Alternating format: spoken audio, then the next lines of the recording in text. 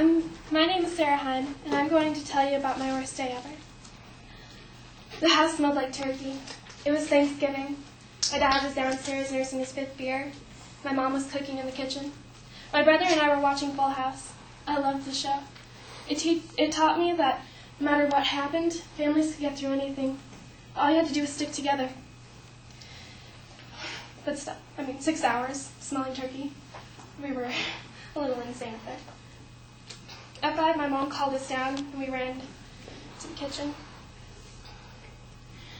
She asked us to help with plates, and as I entered the room, I noticed there was a slight tension in the air. People were standing too straight. My parents were too quiet. They'd been fighting, I could tell. But they were always fighting, so it wasn't really that much of a big deal.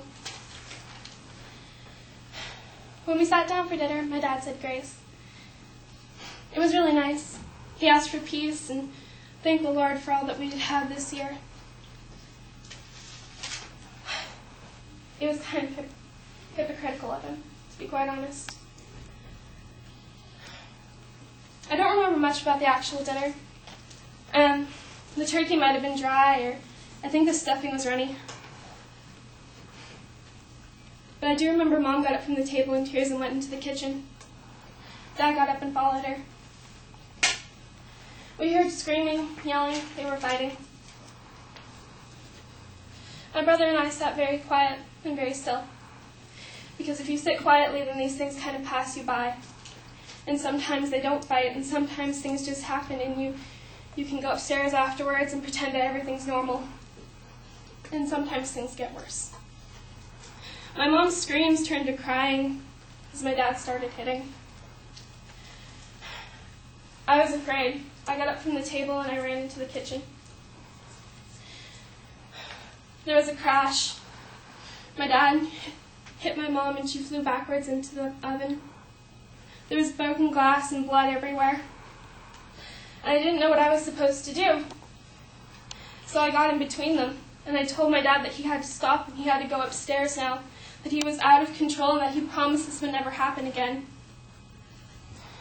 My dad kind of looked at me. And then he looked at my mom and said, "Look what you did now, you fucking bitch."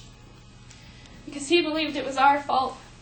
Everything he did, all of the pain he caused our family, that it was all our fault for being so infuriating.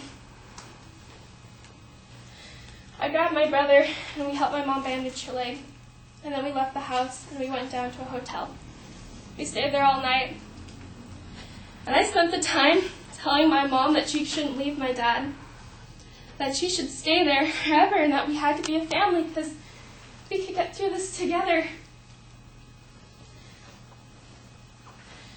And we did get through it for another year. And then my dad went to jail. And when he got out 6 months later, he started abusing me in a new way. Well, the old way. Making me believe everything was my fault. Why didn't you call me in time?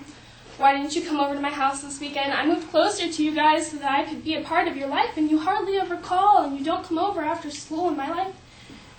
Your life is not all about me. When I was 19, I told him I never wanted to see him again. I told him that he was abusive and that he was cruel and that I deserve respect and I deserve a family that loves me and supports me no matter what. Since then, I've received numerous letters from my family telling me I'm a terrible person, Christian, daughter. But I stay strong because I know that I deserve the family that'll be there for me no matter what. Because those sitcoms may not exactly be the truth. They may not show you what life is supposed to be, but we all deserve a chance to have a family like that. And I'm going to get a family like that. Thank you.